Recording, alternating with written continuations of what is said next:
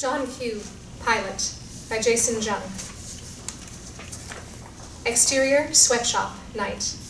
An old factory building that might seem abandoned except for the muffled roar from inside. Interior, sweatshop, sewing room, continuous. The hellish roar of machinery rises and never ceases. 60 sewing machines are crammed into the room, one Chinese woman at each machine. 4 armed Chinese thugs roam the room to keep order. 5 little kids play with a tennis ball in the corner. Ruthie Sue, 60s, Chinese, sour, looks over the whole operation like a modern-day dowager empress. The tennis ball gets loose and rolls to the foot of a seamstress, Yun, 30s, Chinese, defeated. Her rough life is etched in her face. Yun's daughter, Tan, 6, Chinese, hyper, picks up the ball. She shows the ball to Yun. There is a smiley face drawn on the ball.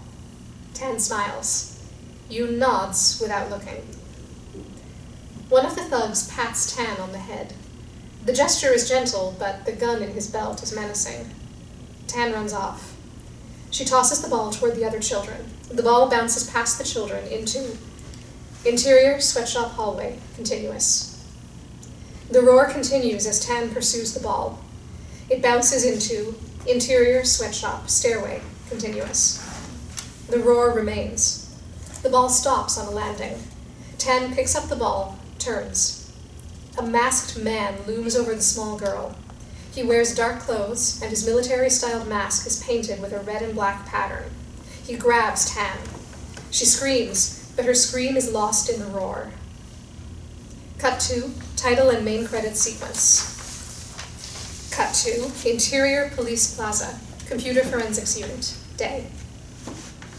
The room is crammed with cubicles. Each cubicle is stuffed with computers, laptops, phones, and other digital devices. Interior, John's cubicle, continuous.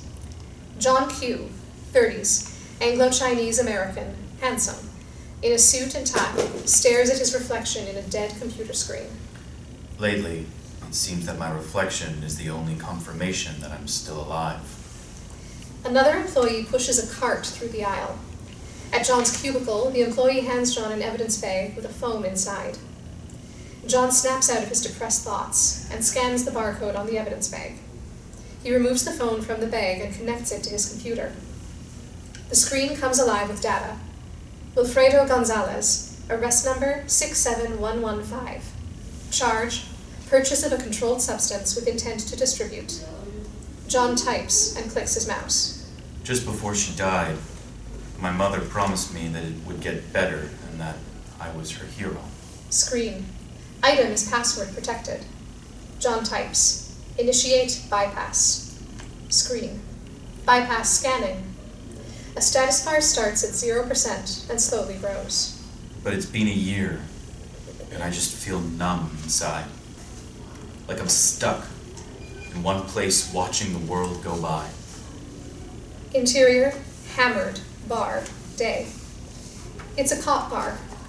A table of 5 or 6 cops share a pitcher of beer. Their guns and badges are visible on their belts. The group includes Tom Tannhauser, 40s, Caucasian, aging frat boy. So this guy shows me his S-Class Mercedes. Beautiful car. He says, I'll buy you the same car on the day you marry my daughter. And I'm like, dude, your daughter's fucking ugly. Laughter. If you want to buy me the car, I'll just fuck the car. Laughter. Tom notices a guy sitting down at the bar, nursing a bourbon. Tom grabs the pitcher, pours the remainder into his glass. I'll get us a refill. Tom slides up next to the guy. Lucas Hackman, 30s, Caucasian, bearded. Tom puts the pitcher on the bar for a refill from the bartender. When the bartender is out of earshot... We have a problem with Wilfredo Gonzalez. Who's he? It was picked up on a drug charge. He had a cell phone with too much information. It needs to be disposed of. I gotta figure out where it is first. It's not gonna be easy. Lucas quietly slides an envelope full of money over to Tom. I'm sure you can take care of it. Tom pockets the money. Tonight? As soon as possible. The bartender returns with the pitcher. Tom takes it back to the table. Interior, the Lion's Gate, main room, day. It's a combination karaoke bar and illegal casino. The main room features a bar and a stage. Surrounding the main room are 8 rooms for private parties or illegal card games. It's empty, stools on the bar, chairs on the tables, and a cleanup guy, 30s, working class, smoking, is mopping the floor. A hostess, Lily, 20s, Chinese, slim, pretty, carries 2 pots of tea into interior, the Lion's Gate, room 5, continuous. 7 Chinese men sit at a round table. Lily sets the tea on the table and removes the empty teapots on the table, then leaves and slides the door closed. At the table, Sam Lim, late 60s, sullen. To his right, Peter Lim, 40s, nerdy. William Chin, 70s, scrawny. To his right, Run Run Ong, 40s, skinny but tough. Henry Fong, 60s, good nature. To his right, Fast Eddie Moy, 30s, Chinese, tough guy, scarred face. All of these men are wearing conservative suits, and all have their attention on Daniel Q, 60s, Chinese, white-haired, stoic. Daniel pours himself a cup of tea. Is there any new business? The older men shake their heads. Daniel raises his cup. I would like to extend our thanks to Master Fong's Arbasho, Eddie Moy, for the use of his club for this meeting. Eddie nods his head.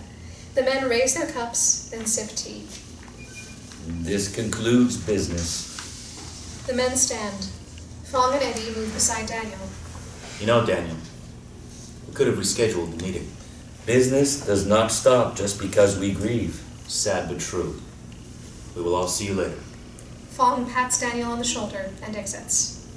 John will be there tonight, won't he? You probably know better than me, Eddie. I haven't talked to John in a week. He hasn't talked to me in a year. I'm sorry. I did not know. Fast Eddie exits. Darkness washes over Daniel's face.